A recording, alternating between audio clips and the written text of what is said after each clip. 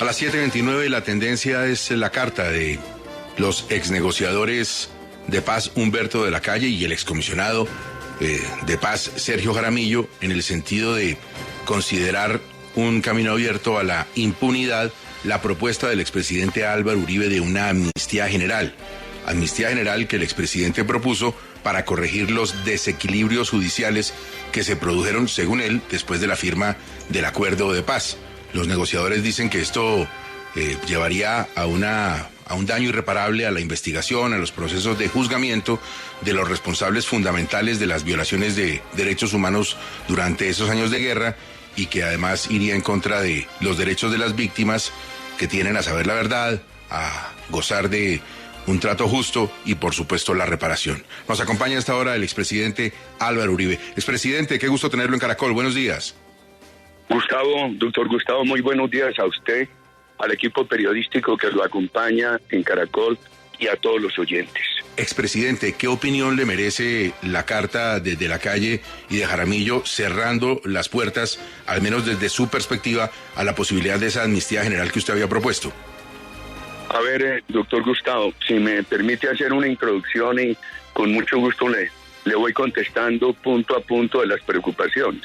El día que yo me reuní con el padre de Ru, yo le había dicho a él previamente, con todo el respeto, padre, yo no puedo reconocer la legitimidad de la Comisión de la Verdad ni de los órganos que surgieron de La Habana, porque el gobierno Santos, el doctor de la Calle, el presidente de la República desconocieron el plebiscito, se negaron a hacer un acuerdo nacional para reformar los textos de La Habana. Ellos habían prometido que si ganaba el no habría acuerdo. Y nosotros, cuando ganó el no, dijimos, por favor, para que haya acuerdo, que haya un pacto nacional. Prefirieron apoyar a la FARC y enmendaron el plebiscito de la manera más antidemocrática. No hubo otro plebiscito, no hubo reforma constitucional ni ley, una proposición en el Congreso. Entonces le dije, padre, le dije al padre de Ru, contribuyo con todo lo que usted quiera a hablarle. Yo no mantengo secretos, lo que le voy a decir es, todo es público, pero sin reconocer la legitimidad de la comisión. Así ocurrió. Habíamos avanzado mucho rato, eso se transmitió públicamente, y él vuelve con una tesis. Él en ocasiones es generoso conmigo, en ocasiones no lo comprende. Y me dijo, es que yo le he dicho a usted que usted es fundamental para la paz, me sobreestima. Entonces, ¿qué está pensando para la paz total? Le dije, padre, se lo va a resumir, doctor Gustavo. Pobreza del 42,5% es un peligro a la democracia. Segundo, este país necesita apoyar sin vacilaciones, sin pares y sigas a la empresa privada. Es lo único que permite una política social sostenible. Esto del narcotráfico, padre, es destructor del Estado de Derecho. Se necesita un Estado austero, sin corrupción, transparente. Un ejemplo es reducir el Congreso. No puede haber un país sin autoridad. Una cosa es la protesta, otro el vandalismo. Padre, muy grave. En este país matan a muchas personas por los señalamientos. A veces colaborador de la FARC, y van y lo matan.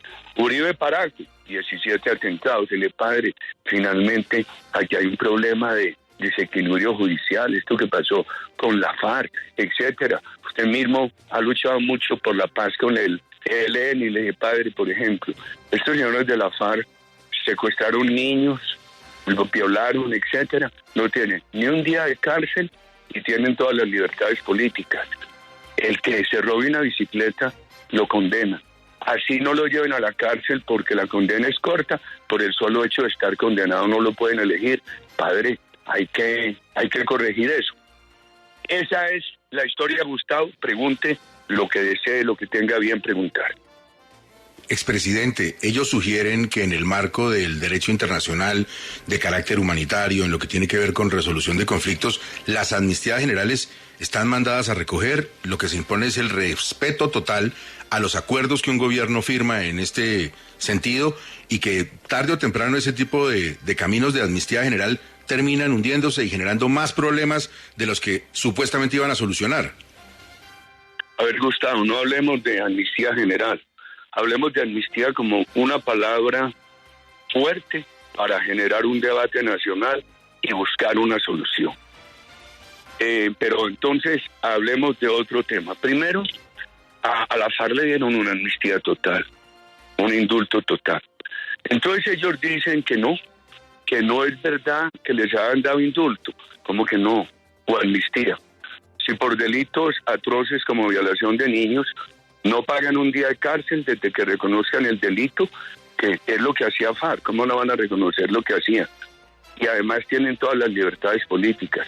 Esas son las consecuencias de la amnistía, esas son las consecuencias del indulto. Ellos siempre le negaron al país que fueran a conceder indulto, amnistía a delitos atroces, pero le dieron a los señores de FARC las consecuencias de la amnistía y del indulto. Ni un día de cárcel y al mismo tiempo toda la libertad para acción política. Segundo, entonces dicen, se quedarán los delitos atroces sin juzgar. ¿De dónde salen con eso? Se quedarán las víctimas sin reparación. Las dejaron sin reparación. En este proceso las dejaron sin reparación. Siguen sin reparación. ¿A dónde está lo que ha entregado la FARC? Es una mínima cosa. Eso es irrisorio. Eso es irrisorio. Expresidente, ahora, ¿usted es consciente de que los más perjudicados en una amnistía serían los militares que están incluso ya en la JEP, algunos contando muchos horrores, incluido, por ejemplo, el capítulo de los falsos positivos? Déjeme terminar esto y con mucho gusto le contesto eso. Entonces, yo recuerdo que nuestra ley de justicia, paz y reparación exigió la verdad y la reparación de las víctimas. Se desmovilizaron 53,000 personas y no hubo que hacer daños institucionales. Paso a hablarle. La señora que me pregunta para saludarla, su nombre, señora, es... Mucho gusto, expresidente Vanessa de la Torre. ¿Cómo está? Ay, doctora Vanessa, no, con el mayor gusto. Los militares.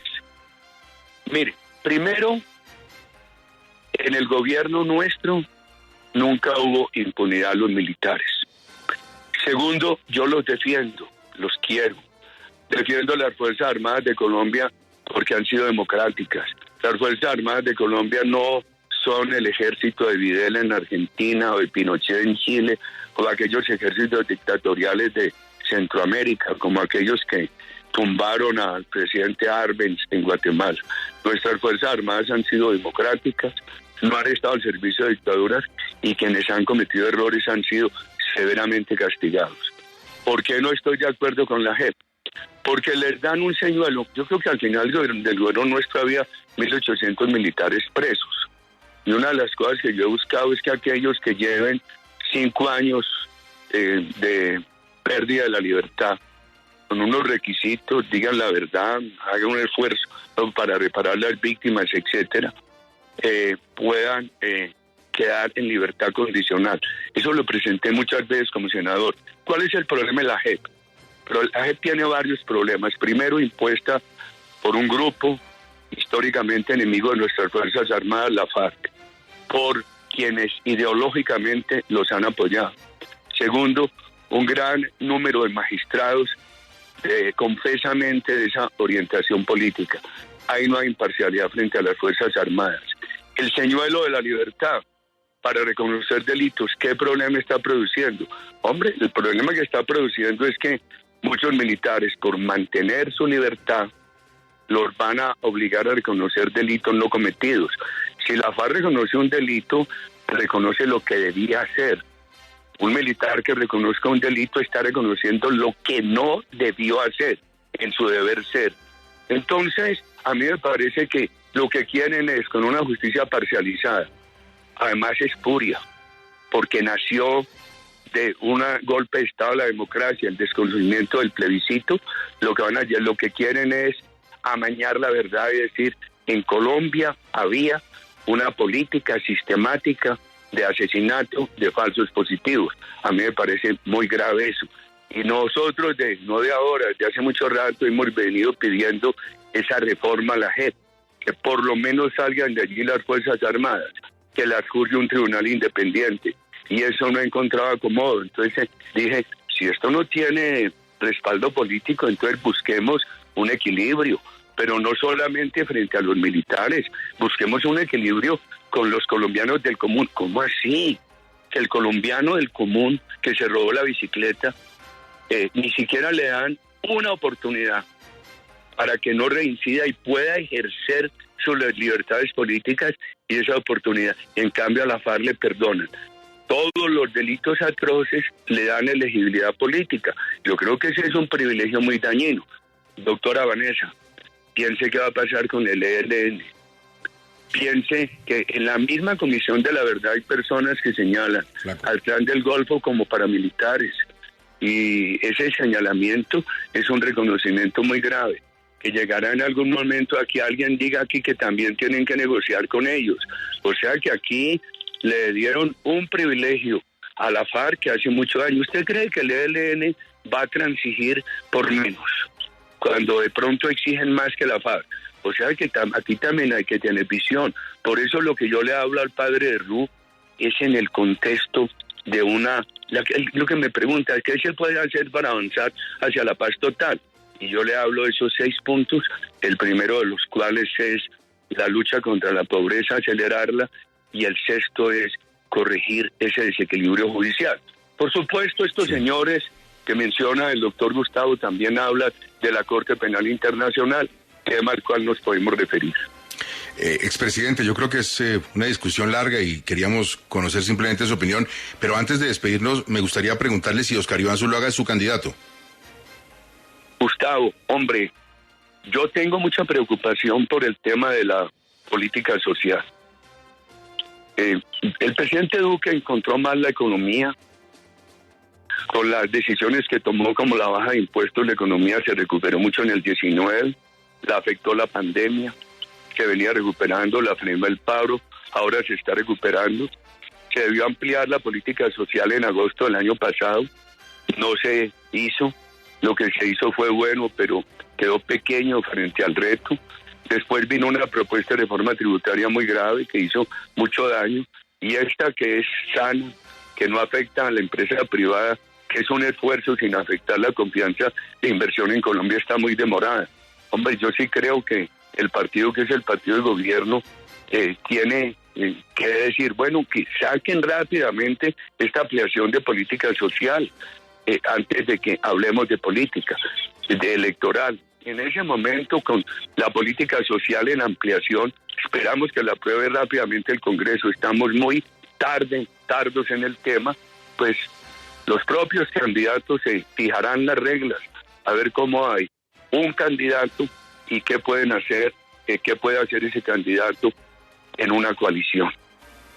Entendido, expresidente, muchas gracias, muy amable. A usted, Gustavo, a la doctora Vanessa y a todos los periodistas de Caracol y a los oyentes, muchísimas gracias.